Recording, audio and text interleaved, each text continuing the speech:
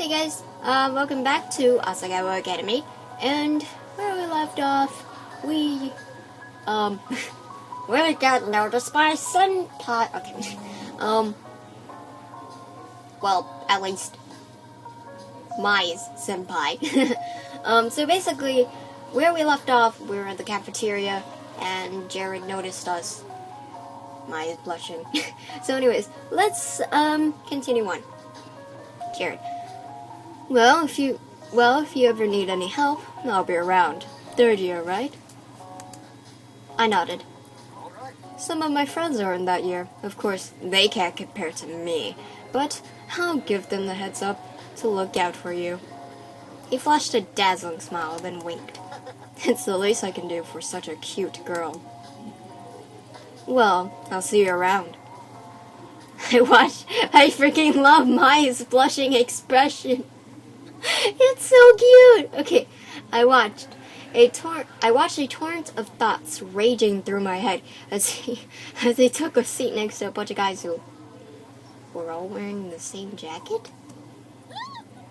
That's Jared. She tore her eyes away from him and looked at me. He's the most beautiful guy in school. I love that line where she sighs and then she said, "Oh, Jared." I can't believe he just looked at me. I looked at Mai. Her cheeks were glowing an indecent red. Why do they all wear those jackets? Aren't all the guys supposed to wear blue blazers as part of their uniform? No, they're allowed to. You know Jared? That girl turned back around and was looking at me with a sudden interest. Did I know him? I only talked to him on the train for a few minutes, so not really. We weren't friends or anything. But I looked around. Mai and this girl weren't the only ones who were interested. Everybody seemed to be listening in. They seemed so surprised when he talked to me. Maybe a little white light can hurt. I guess so. The girl looked me up and down as if she were inspecting a piece of furniture for purchase. I'm sorry, I didn't introduce myself earlier, did I? I'm Mimi. Nice to meet you. So, how did you meet Jared? Oh, come off it, Mimi. Jared's not interested. Mai and Mimi stared at each other for a few seconds, having some kind of silent mental battle. Then Mimi turned away and continued to eat. Sorry, it was clear that she was trying to get in with you for her own agenda, so I cut her off. Get in with me? Why? Well, you asked me about those guys in their jackets, right? Those are their normal boots jackets. Normal boots club's jackets. They're... what? What's normal boots club? Here's the awesome portrait, but I can't show you. Dang it. Oh, whatever. It's a club. It's a club we have at school. It's like totally exclusive and full of only the coolest students. They get together and play video games or something. That one right there is John, also known as JonTron. His bird's name is Jock. John is also the president of the drama club here at school. Next to him is PBG. He and John found the Normal Boots Club together. PBG is one of the best soccer players on our team. Then there's Gerard. People call him the completionist because he's obsessed with completing things. He has the biggest itty-bitty kitty collection I've ever seen. Itty-bitty kitty collection is like My Little Pony. Next to him is Jared, also known as Pro Jared. He's a model. Then there's Satch Bag, but everyone calls him Sash. He's like crazy smart. Those guys over there, they are Paul, Nick, and Josh. They write a column in the newspaper called Continue. Paul, the one standing up, is the student council president. And the guy on the side, and the guy on the end there is Shane. He knows more about video games than anyone, ever. She exhaled a dreamy sigh into her mashed potatoes. So, how would someone, join the Normal Boots Club? You don't choose the boots, Hana. The boots choose you. What does that even mean? My question exactly. You have to be presented with the boots to be in the club, and they're like super selective. What are the boots? The club has this boot statue. It's like one of their. It's like one. It's like the one on their patches, but it's gold plated. It's their mascot, I guess. They do this weird initiation ritual with that ritual. I hear they fill a room with candles and wear those totally creepy robes during initiation. This year 2 girl said she saw it once, and they were all like chanting around the boots, and it sounded like they were talking backwards. But I don't believe her. Even if it's true, I don't care if they're cold, because they're all really hot. Do they have a lot of friends? Yeah. Voice crack. Yeah, tons of friends. I'd say they're the most popular kids in school. I mean, everyone in the school totally looks up to them. I bet they could get any girl in school too. Or boy, for that matter. Hey, are you gonna eat your cake? I shook my head and pushed the plastic tray across the table to her. For the remainder of lunch, I listened to Mai talk about Jared through mouthfuls of melted frosting. Sorry, I skipped the line. Back to the dorm, I sorted through the pile of textbooks the school left for me. Press the freaking button. Press the button! Okay. My radio was playing a poppy tune, equal parts music to static. Mai fervently scribbled in a notebook at her desk, hunching over it with a strikingly poor posture. That's basically the posture that I'm in right now, because I don't have the time to straighten my back. Hey, Mai? She didn't bother to look up. Am I supposed to have a textbook for History 309? She shuffled through the papers on her own desk before producing a thick textbook. A demure man in a powdered wig frowned at me from the cover. Yeah, this one. I sighed. I don't have that one. The school must have missed it. Mai shrugged and set the textbook back in her pile. They have a bunch at the library. You can just check one out. Where's the library? Mai ruffled through her notebook and wrote something down. She tore the page out and handed me a crudely drawn map. Oh.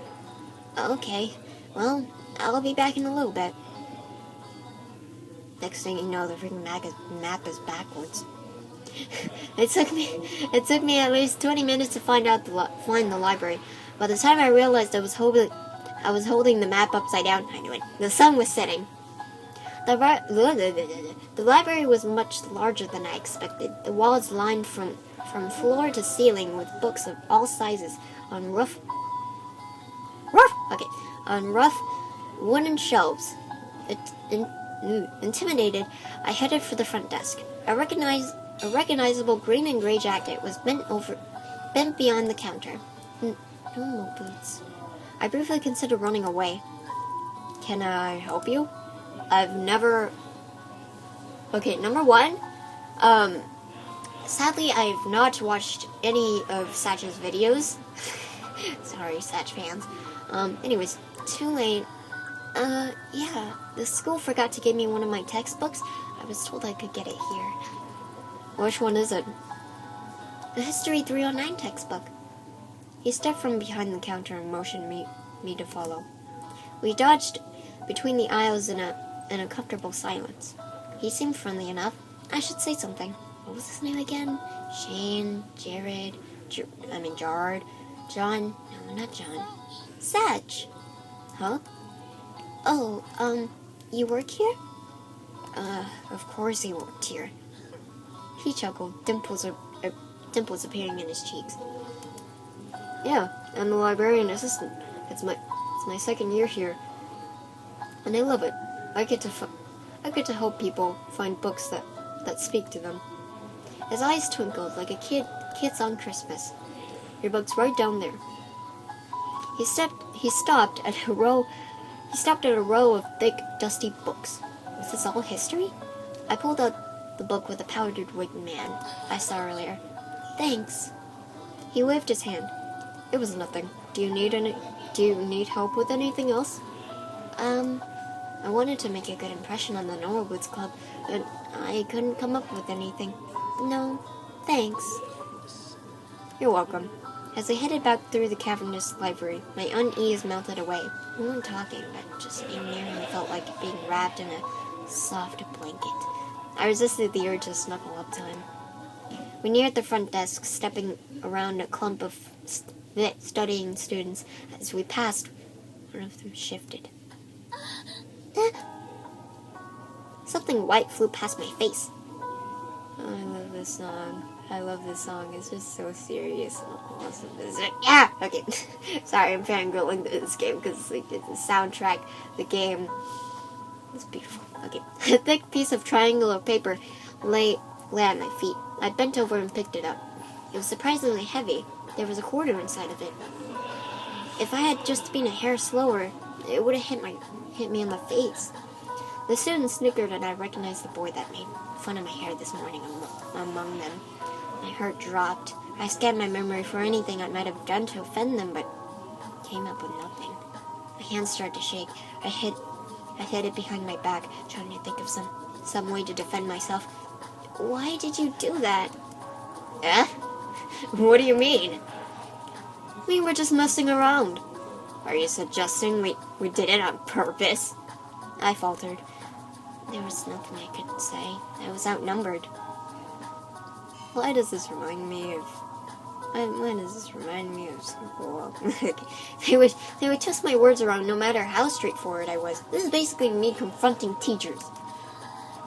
No, sorry. Yep, that's basically what I would answer in a situation like this. Okay, one of the boys held his hand out for the paper. I edged closer to give it to him, angry at myself for being so compliant. I wish I were. Gentle warmth closed over my hand, took the paper from me. Satch examined the paper closely. I see what a problem is. Your aim would be better if you cut the corners before you folded it. He placed the paper on the table. Stop laughing. I'm trying to make a video. Okay. The boy looked at him in sheer awe. Be careful, though. You almost hit her, and that would have been awful. My hands began to sweat as panic shifted through me, afraid of the response, but... Jeez, we're sorry. We'll be careful next time. Yeah, it was an accident. They... apologized? Thanks. I appreciate it. He gave them a wide smile and continued off the aisles. I followed closely behind him, my legs weak. Don't tell me they stopped because of him, simply because I was with him. I wanted to thank him, but my heart was pounding so hard I knew my voice would shake. We reached the front counter. Sorry, I needed to burp. He scanned the history book. My lips trembled as I willed myself to say something, anything to thank him. He tilted his head to the side. What books do you like to read? Oh, fiction? I love fiction books. He chuckled. I just finished a good book. I think it'd be right up your alley, if you don't mind me saying so. He reached under the counter and pulled out a thick green book and passed it to me. A man in black stood in front, hugging a woman in royal robes. It's long, but it's one of my favorites. The Princess Betrothed. I know things can be tough transferring to a new school. If you are ever worried, just read this. Lone Timber will transport you 100 miles away in a second. Tears stung my eyes, so I ducked my head. Thank you, Satch, for more than just the books. You're welcome. Oh, I'm sorry. I don't think I got your name. My name is Hana Mizuno. I'm a transfer student. Well, it's nice to meet you, Hana. Let me know how you like the book. I will. That couldn't have gone better.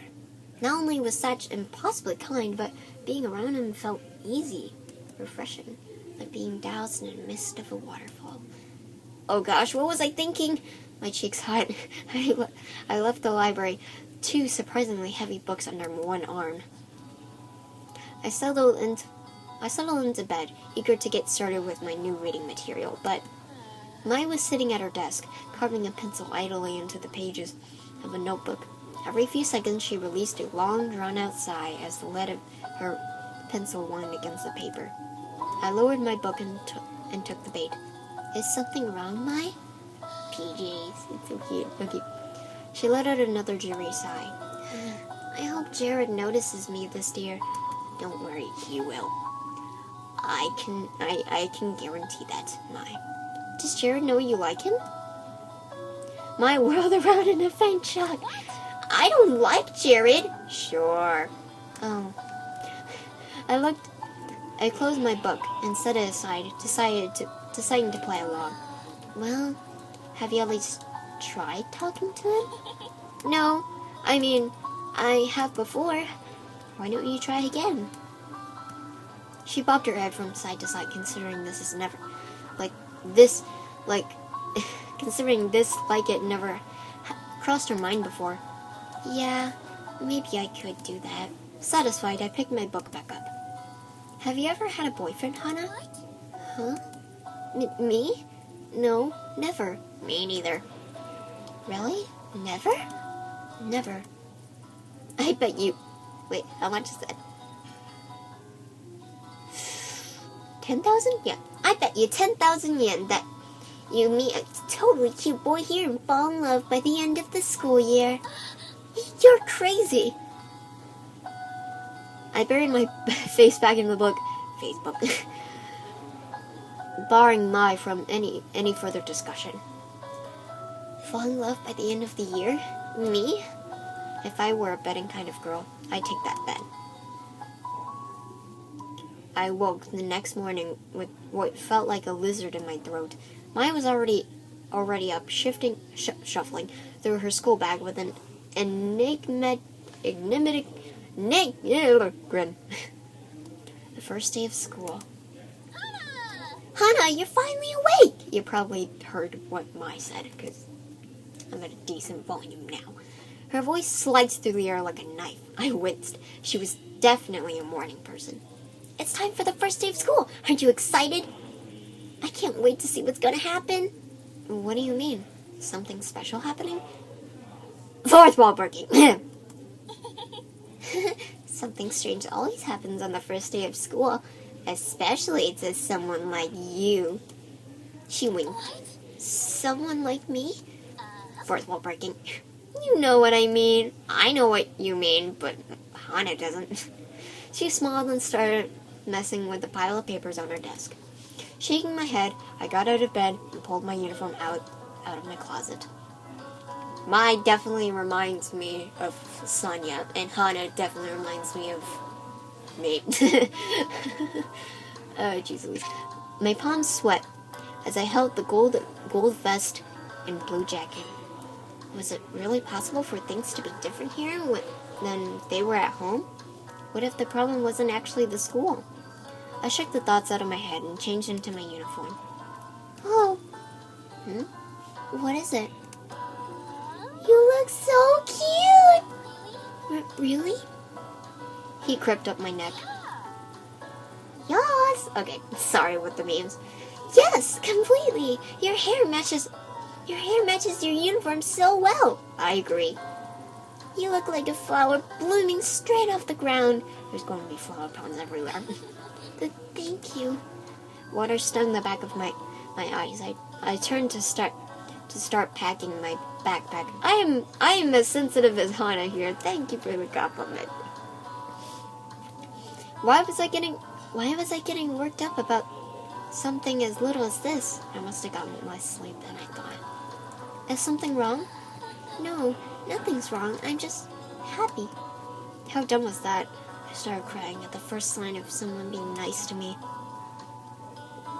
I started crying when I had to go to school for the first time. Because I didn't want to leave my mom and dad. I took a deep breath to steady my nerves. What an oddly menacing thud. Oh, the air left my lungs as something like horse hooves slammed against my back. Ugh. You'll do just fine. Don't worry. This is going to be awesome. I stiffly peered over my shoulder. That was you? Huh? Maya stood behind me, her hand raised.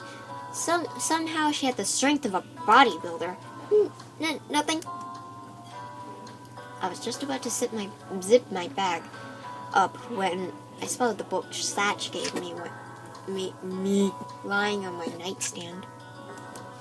The Princess Betrothed.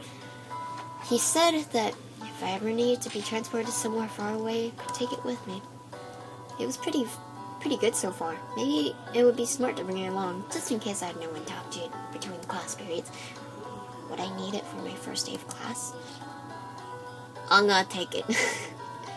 Because I don't want to be that rude and sensitive person. Okay. I put it into my already overfull bag, biting my lip. It never hurt to be prepared, right? True. You ready? Yeah, let's go. Stick with me and you'll be fine. Also, one of these characters, I swear, is a robot. You'll see her soon. Maya opened the door, and together we stepped into the hallway, merging into a steady flow of chittering girls and fruit-flavored perfume. Oh my! I did not know we lived on the same floor. No way, really? That's so awesome. Now we'll be able to catch up. Whatever happened between you and... The river of girls shifted as we headed down the stairs. Suddenly I found myself surrounded by a bunch of people I didn't know. Oh wow, what a jerk he turned out to be. Oh, I accidentally skipped a line.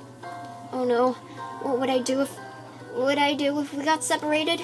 Anxiously, I searched the crowd of girls for Mai, but I couldn't find her. Everyone was dressed in the same Asagao uniform. It was difficult to tell anyone apart. Being so short really didn't help the situation. This is basically me at school. I am like one of the shortest people at my school. As we turned the last corner down the stairway, I saw a flash of red hair a little ways in front of me. Mai? I reached between two girls and tapped her on the shoulder. I forgot her name. Huh? Yeah, this is the girl that I'm going to robot. Oh, who are you? The girl's eyes flashed, almost like a jolt of electricity passed through them. I'm sorry, I thought you were someone else. She said nothing and turned away. Before I knew it, I stood outside a Primrose house, watching the flow of girls disperse across the campus. Mine was nowhere to be seen. I couldn't even hear her chirpy voice. Oh man. I took a deep breath, biting my lip. It wasn't a big deal. I could go to class alone. But I didn't even know where the building was. I reached into my backpack and dragged out my class schedule. Homeroom 206 Poppy Hall? Which one was Poppy Hall again? Were the classrooms on the other side of the campus? I picked a direction and began to walk, trying to ignore my rising panic at the thought of arriving late to the first day of class. As a third year, where no one knew me, all the people staring. Hey, you okay? You look a little lost.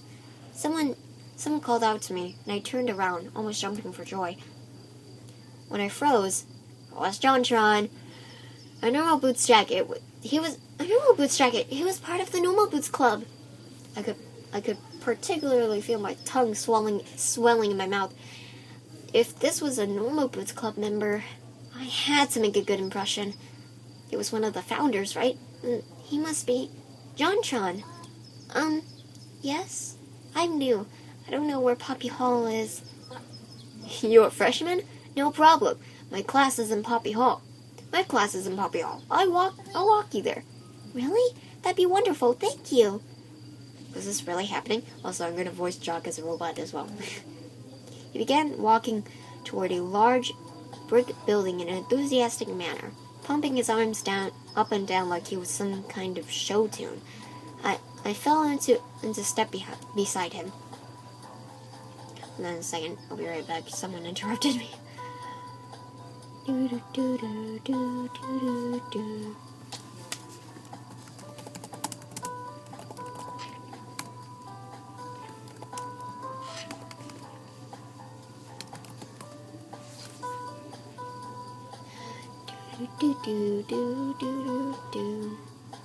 Okay, I didn't notice it when Mai pointed him out to me yesterday, but JonTron had big brown eyes and a warm-looking face.